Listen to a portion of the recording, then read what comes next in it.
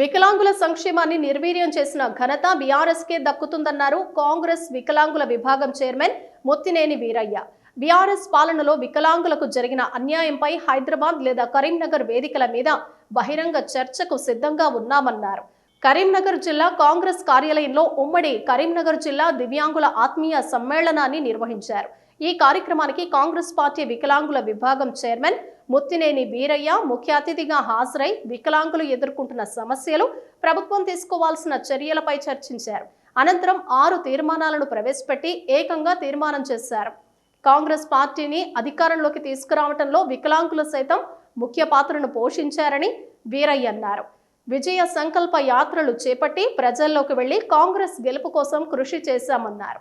10 సంవత్సరాల బీఆర్ఎస్ పాలనలో దివ్యాంగుల సంక్షేమాన్ని నిర్వీర్యం చేసిన కేటీఆర్, హరీష్ రావులు ఇప్పుడు వికలాంగులపై ఎనలేని ప్రేమను చూపించడం విడ్డూరంగా ఉందన్నారు. స్వతంత్రంగా ఉన్న వికలాంగుల సంక్షేమ శాఖను స్త్రీ శిశు సంక్షేమ శాఖలో విలీనం చేసిన నీచపు చరిత్ర బీఆర్ఎస్ దని దుయ్యబట్టారు. చివరకు దివ్యాంగుల మోటరైజ్డ్ వెహికల్ కు 8 లీటర్ల పెట్రోల్ సబ్సిడీని కూడా ఎత్తివేశారని ఆవేదన వ్యక్తం చేశారు. జిల్లాకు వికలాంగుల స్టడీ సర్కిల్ ఏర్పాటు చేస్తామన్న బీఆర్ఎస్ పాలకులు ఎన్ని వికలాంగుల స్టడీ సర్కిళ్లు ఏర్పాటు చేశారో చెప్పాలన్నారు.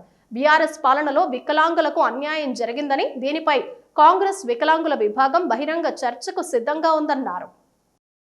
మొట్టమొదటి ఉద్యోగం ప్రభుత్వం ఏర్పడగానే ఒక వికలాంగ సోదరి రజనీకి ఇచ్చిన ముఖ్యమంత్రి రేవంత్ రెడ్డి గారికి, రాష్ట్ర మంత్రివర్గానికి కూడా ధన్యవాదాలు తెలియజేస్తున్నాం.